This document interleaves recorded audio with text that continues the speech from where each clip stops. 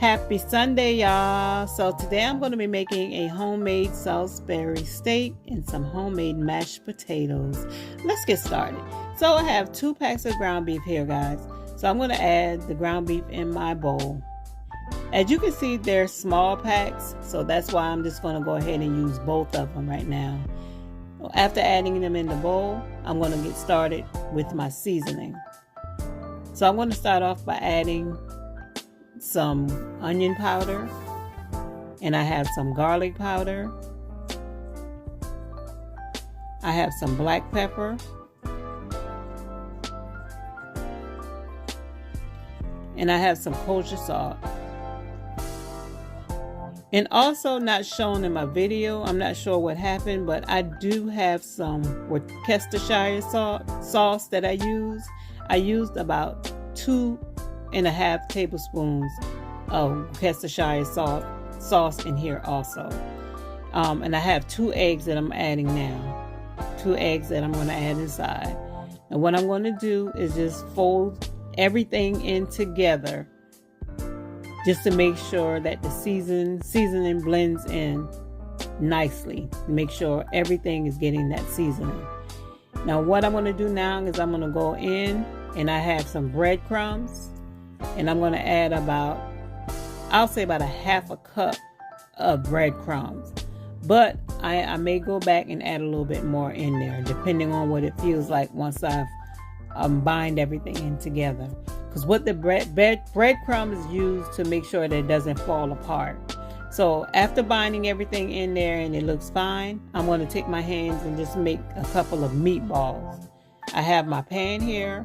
I'm going to make some meatballs and just put it on the pan. With the amount of ground beef that I have here, guys, I'm going to make about 6 meatballs. Once I've made them and I put them on my pan, I don't have a hamburger smasher. If you have one, it would actually come in handy doing something like this, but I don't have one. So what I'm going to do is I'm just going to take my hands and I'm just going to mash them down with my hands. It works just as well, guys. It works just as well. So just mash it down with my hands. And then once I've mashed them, what you can do next is just take it and then take your hand and just shape it so it can look pretty. You know, to shape it with your hands so it can look pretty. Once I've done that, then I'm going to take a little bit of nature seasoning and I'm just going to sprinkle some on the top. This is just to finalize, just to make sure that if any part of my burger didn't get some seasoning, it has some now. Okay? So let's go over to the stove. I'm going to add 2 tablespoons of olive oil in my cast iron pan. Turn it on and go ahead and let it start to heat. I'm going to let it heat for a little bit and then I'll start adding my meat. So I have 3 hamburger patties I'm going to add in here in the size of pan that I have. I'm just going to add 3 in there and just allow that to cook. Now I'm going to allow it to cook for about 5 to 7 minutes on each side. I don't have the stove too high, but I have it high enough where it's going to cook, but I don't want it to burn. I want to make sure my insides are cooked really well. So as you can see, I flipped it, both sides is done, and this is what it looks like. So once I've fried all 3 of them, see, I'm going to set it aside and I'm going to get started with my gravy. Now guys, you may see some residue in the bottom of your pan. Leave that in there because guess what? That is going to hit for your gravy. So I'm going to start off by adding the onions in here. Add the onions in there and just stir fry those onions until it gets nice and tender. It doesn't matter if the onion is big. I know you guys probably looking at these onions and saying, oh, God, these are some big onions. But don't worry about it because this heat is going to shrink it and you won't even realize how big it was when it's done. So you just leave that onion in there and just go ahead and saute that in there and let that cook. And I'm going to go behind and add some mushrooms. Now I like mushrooms. Everybody does not like mushrooms, so this is an option for you. You don't have to add the mushrooms if you don't want to, but try it because you may like it because it gives it a different flavor. So I add my mushrooms in there, and I'm going to let that cook and just saute along with my onions. Now, I'm also going to go back and add some garlic, some regular garlic. I know I added garlic powder earlier, but I want some fresh garlic.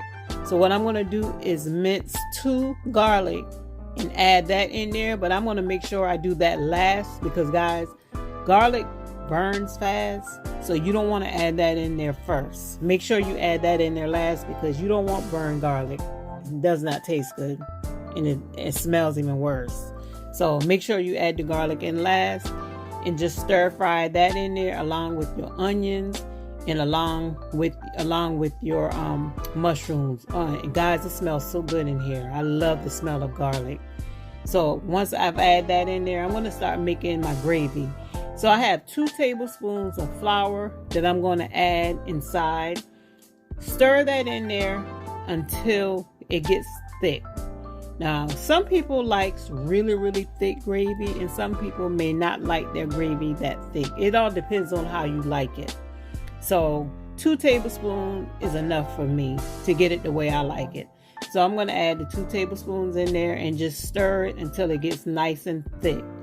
And just stir it until it gets the color that you want to. You want it to be nice and brown, and you want it to be nice and thick. Once it gets the way that I like it, as you can see, I have my beef broth over here. So I have some beef bouillon.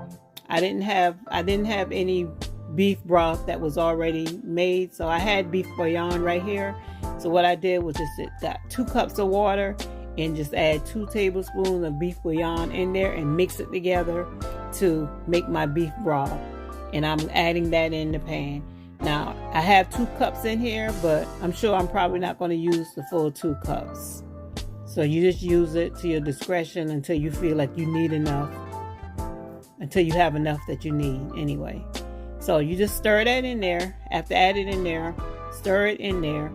And now you're going to reintroduce your hamburger patties back inside your gravy.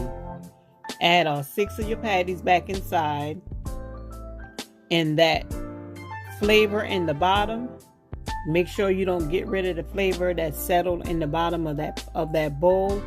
Pour that inside, because that's going to help give your gravy some flavor too. Keep that in there. Okay, so once you've added all in there, now stir it up, stir it in there. And then what I normally do is just kind of give it a little taste test, see what it tastes like. And then if you need to maybe add a little bit more or something here and there, now is the time to do that. So I tasted it, so I'm going to add just a little bit more onion powder and a little bit of salt. Stir it again. Once I've stirred it in there again, then I'm just going to cover it up and just let that gravy settle so it can get thick. So 5 minutes, 10 minutes later, this is what it looks like. It's nice and thick. And guys, it smells so good in here. I can't wait to eat. I'm so hungry. But this is what it looks like right now. So what I'm going to do is I'm going to turn the stove off and cover it up and just let it settle. Because it has the thickness that I want. So I don't need to keep the stove on. So I'm going to turn the stove off and just kind of let it sit on the heat and just let it simmer. But while that's simmering, I also want some vegetables. So I have a frozen pack of frozen mixed vegetables. So what I'm going to do is add some olive oil in the pan, some butter, and add my frozen vegetables in there. And what I'm going to do is just stir fry that. I don't want to boil it or anything, so I'm just going to stir fry that in the pan. I'm going to add a little bit of onion powder, a little bit of salt, and a little bit of pepper in there, and just stir fry it. And let that stir fry until it gets nice and tender. And just keep stirring it because, it's not going to take too long to cook that. And you don't want to walk away from it and it burns or anything. So you just keep stir frying until it gets nice and tender the way you like it. And this is what it looks like when everything is together, guys. Look at that. My homemade mashed potato is done. and my gravy and my Salisbury steak. Guys, look at that. Doesn't that look delicious, y'all? I'm about to go eat now, y'all. Thank y'all for watching. Bye.